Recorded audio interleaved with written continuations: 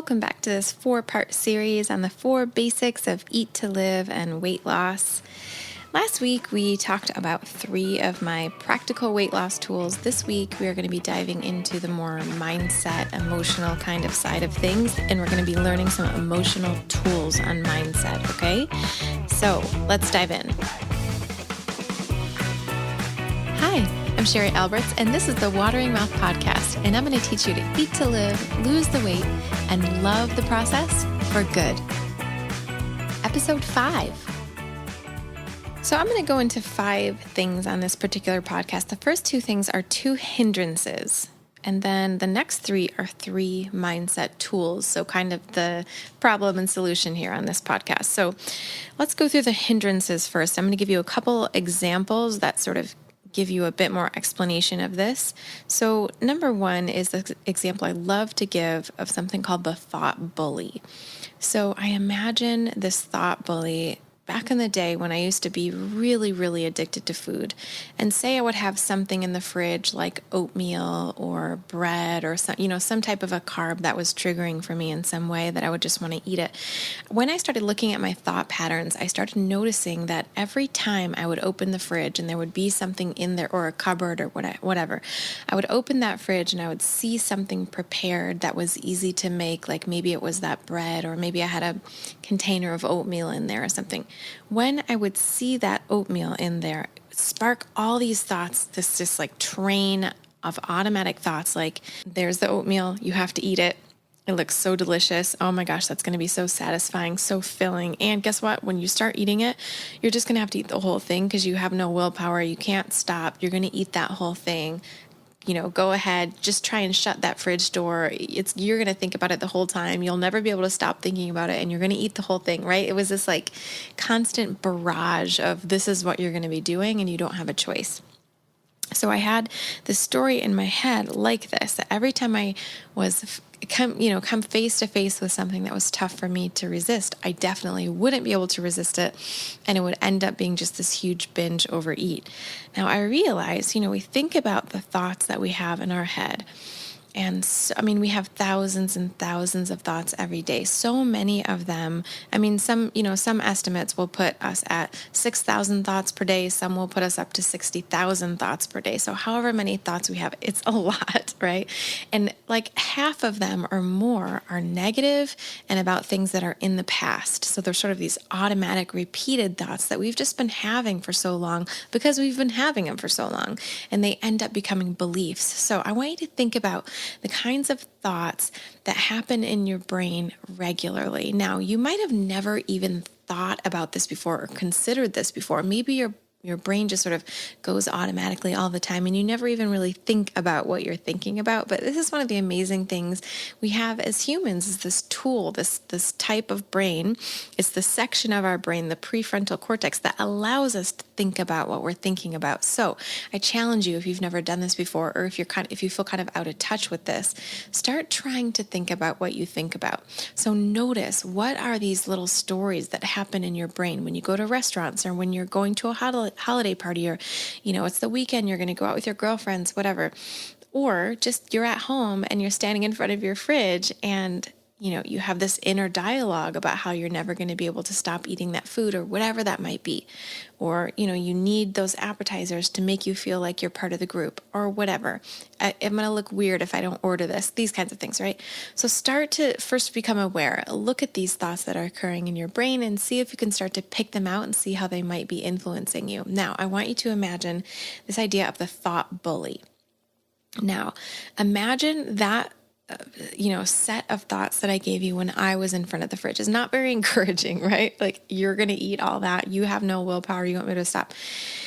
Those kinds of thoughts are super negative. Now imagine that as a person standing behind you saying that to you, right? So this is our thought bully. It's something that we have in our heads all the time. We might have this thought bully as well when we're standing in front of a mirror and we notice things about ourselves and we're kind of just like taking in what our body looks like. Oh, I don't like this about my body. I need to change this about my body. Oh my gosh, I have to go on a diet right now. This is horrible. How did I let myself get here, right? Imagine this as an actual person standing behind us that's just saying this to us. So let's just imagine it's some guy, he's like 45, he's standing behind us. He never touches us. He just stands behind us and berates us, right? He's kind of a jerk. He's a bully for sure, right? He just stands there behind us and just gives us this dialogue of what we're supposed to be thinking. Now imagine that that's your thoughts, okay? And if you can think of the thoughts I had when I stood in front of the fridge a long time ago, that was my story, and that's what my bully was telling me all the time. Now, we accept this as normal. We just accept this all the time as, it's our soundtrack basically inside of our head. It's the soundtrack that's constantly playing in our minds. We accept this. We never question it. We just let it happen. Now, I want you to imagine that this person is standing behind you, but now I want you to imagine that it's not you that he's standing behind. I want you to imagine that it's like your little daughter that he's standing behind, or it's your best friend that he's standing behind, or it's somebody that you really love and care about that he's standing behind, just berating and just creating this negative situation. Now, if you imagine this as someone that you love instead of yourself, right?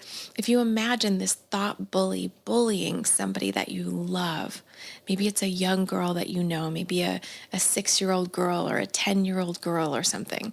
Imagine him just yelling at her, telling her you have no control, you are fat, you are ugly, you need to change, you aren't good enough as you are. And imagine these thoughts are being said to someone you love. Doesn't that feel a little bit more powerful than if we just imagine it happens to us? But why are we okay with the abuse happening in our own heads, but we wouldn't be okay with it happening in the heads or, a thought bully behind somebody that we truly care about? That's not us. Why can't we care about ourselves the same way?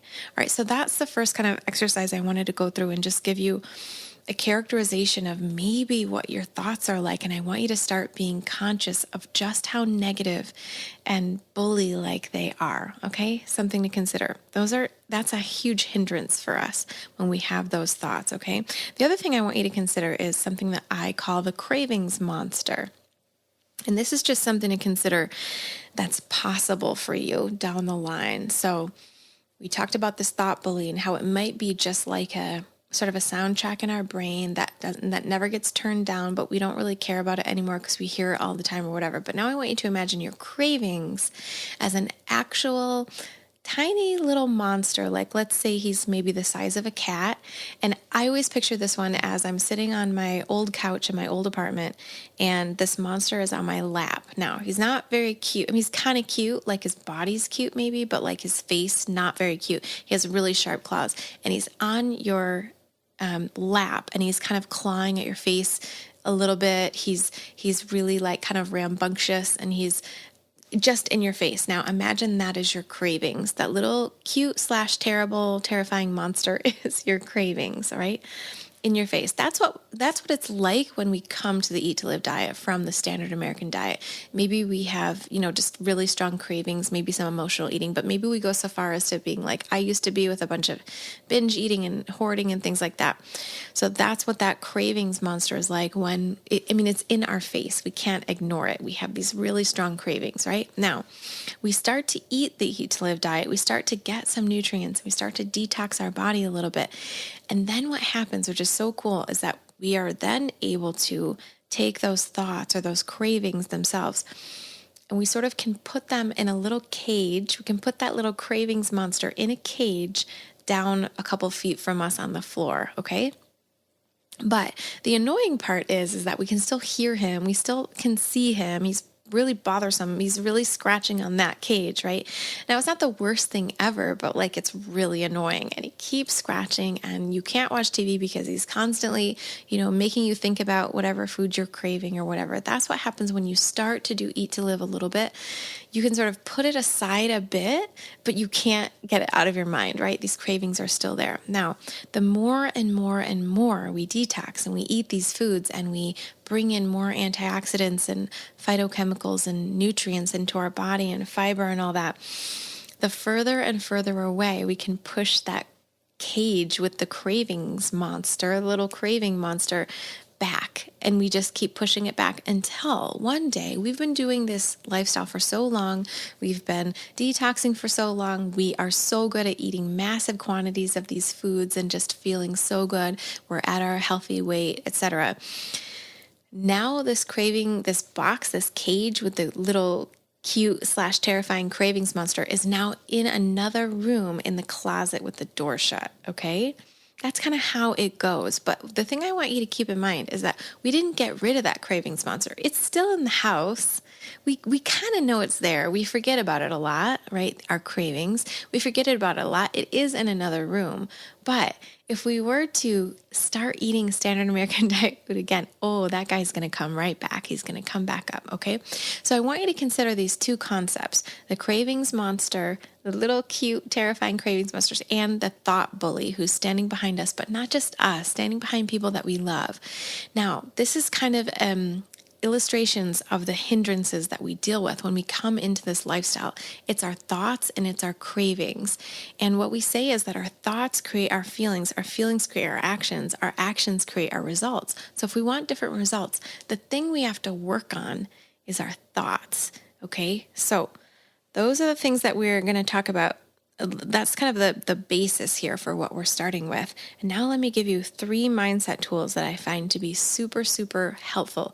I'm going to go over them briefly because I can't go into them all on one podcast, but I'm going to be talking about these a lot more as we go. And I have in-depth lessons about this in the Eat to Live Academy, which is part of the Eat to Live family, that awesome monthly group coaching membership that I have. Okay, so how do we deal with these hindrances, the cravings and the thoughts? Now, thoughts and cravings and things like this tend to be sort of like signals in our brain. They're really quick thoughts. They tend to be very automatic, and sometimes we don't even notice that we're having them. So how can we deal with these? So number 1 is a mindset tool that we call the model. We've talked about this before. We're going to be talking about this forever. The model is the way that we break down our thoughts and figure out how to change them. And I just said what it was. It's thoughts create feelings. Feelings create actions, actions create results, okay? So if we want different results, we just have to change our thoughts. And then the way that we can do that is by working with the model. So for instance, one thing that we might do, which is what we talk about a lot in the family, and the concepts I've learned in my life coaching school, and I use it with all my private clients and my group clients, using this particular model itself, the way it's written, thoughts, feelings, actions, results. And we put a little bit in the beginning too called circumstances. So it actually goes circumstances create thoughts, thoughts create feelings, feelings create actions, and actions create results. And when we put it in order like this, it's a 5-step thing. This is a way to characterize anything that happens in the world, like any struggle that we have, any problem that we have, we just sort of plug it into the model somewhere. And wherever it goes, it's either a circumstance, a thought, a feeling, an action, or result. We can characterize everything in the world in this model. Wherever it goes in there, then we start to play with that model a little bit. We open it up, we expand those thoughts, we look at how we think, and maybe it's like this, or maybe it's like that, or whatever. We're kind of moving things around and expanding this model. The more we look at this, the more we look at this one particular model, meaning this one thought that we're having, or this thought pattern that we're having, the more we look into that, the more depth we understand, and the more by looking at it more and becoming more familiar with what our thought bullies are, or our thought patterns are, or the way that our cravings monster operates, right? By looking at that more and more in depth, just that sort of introspection is what begins to change things. So people are always asking well, how do I change my thoughts? How do I change that model? Well, the way to do it is actually to stay in the painful one, the one that's really causing us problems. And when we open that up and expand it enough, that's when it starts to automatically change itself, because we get in so much pain understanding these patterns we keep creating. And when we really sink into that, that's when we start to think things like, I don't want to think that anymore. I'm automatically going to think this other thing because that's too painful. That's when we really for instance, I had a client who was telling me about her thoughts in front of a mirror one time. And as I asked her, well, what else do you think when you stand in front of the mirror? And then what's that like? And what is a shirt that you wear that you don't really like?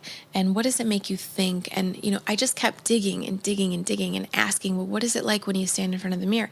And finally, we came to some thoughts that she didn't even realize she was having, which were things that felt so unbelievably negative to her. Like, I remember one of them was, oh, my arms are so fat. I can't stand my arms, And she starts talking about this, and she just can't believe the negativity in her language.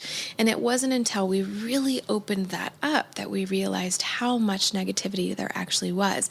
And that helped her to start even just a tiny bit on a path towards self-love and just not wanting to talk to herself like that in the mirror anymore. So you see how I mean, kind of just digging and digging and digging and finding more of that current thought pattern is what starts to change things. So we use the model. We do thought downloads where we look at all of our current thoughts, and then we use that model to really open things up. We talk so much more about that in my coaching. So that's the first key that we use, and that is sort of the model for everything that we do. It's very similar to like the cognitive behavioral therapy model. You've probably heard a lot of these things before. And the model that we use in my coaching is really, really very specific and helps to create this awareness so much more easily, okay? The second thing that we use in everything that I do is a sense of community and accountability in a way. And we sort of pair that with what I do, which is causal coaching. So I always talk about the difference between accountability and sort of community, these ideas versus causal coaching. We put them together. When we do that, we really create a powerful formula for change. So community and accountability, meaning, this is kind of the thing that we hear about a lot. We hear about, oh, just join the Facebook group and check in every day, and then you're going to be successful, right? That's kind of the basis for most weight loss programs or most healthy eating programs or whatever that you'll see nowadays is just about accountability. Come on enough phone calls, right? Go on enough, check in enough on the Facebook group or that sort of a thing. Now, I do think that there is a lot of usefulness in that, especially in the beginning of our journeys, maybe forever, but especially in the beginning of our journeys. Many of us want to be able to get away from having to be so accountable, and that's where the causal coaching comes in. So I'll explain that in a second.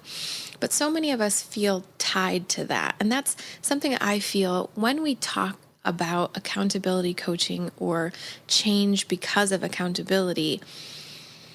It's always a little red flag to me if that's the only thing that we're using, because it's not sustainable all the time for the rest of our lives to always check into a Facebook group whenever we're having an issue, or to, now it's possible, right? You could change it around your whole life so that was the way that you lost weight.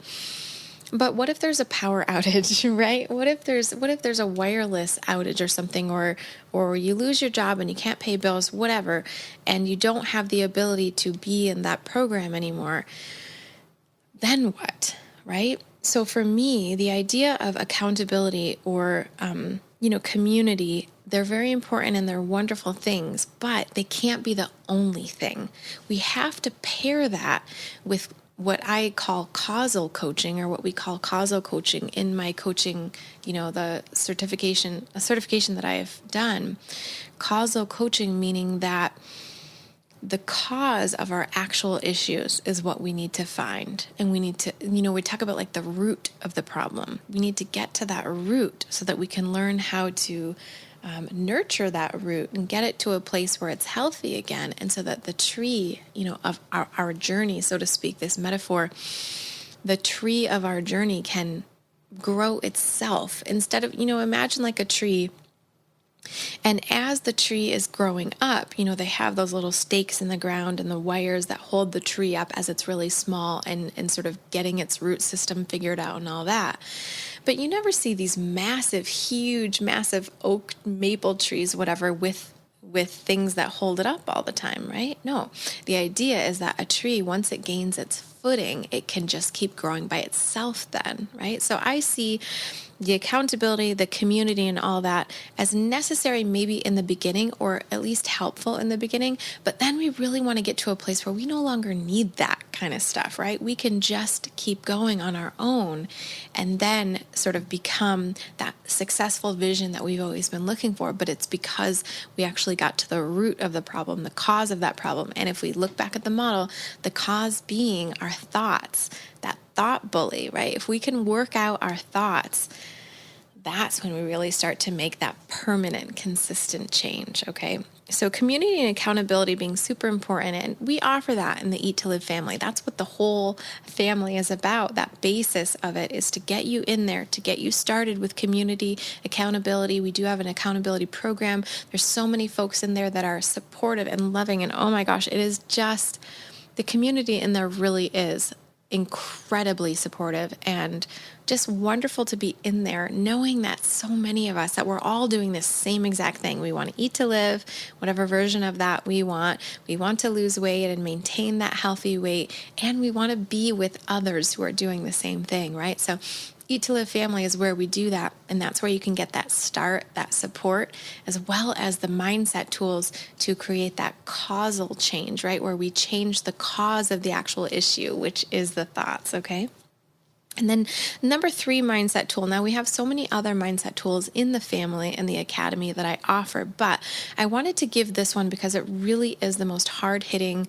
It's the one that everyone wants. It's the model, what we talked about in the beginning here, the number 1 mindset tool that I just gave you. The model is sort of the framework. But this next tool that I'm about to give you, which is called Allowing Urges, is just, it is the most phenomenal tool I've ever found to change my own patterns with healthy eating. And anytime I feel off, I realize it's because I'm not allowing urges. So then I just go back to my basic tools, start allowing urges again, and then everything works. So let me just explain in a nutshell what this is. If you want to know more, we'll be talking about this more in the future. And we definitely talk about this all the time in the Eat to Live family, and I have training programs about that as well. So allowing urges, it's not a new concept, but it's this idea that we talk about the model, thoughts create feelings, feelings create actions. So if feelings create our actions, if we act out of feeling, what that means is that anytime, 100% of our overeating, anytime that we overeat or emotional eat, anytime we eat more food than we need, it's because of our feelings. It's because we're emotionally eating. It's because we feel something that we want to get out of, or we feel something that we want more of, right? We want to augment a feeling, or we want to diminish a feeling, or we want to get rid of a feeling.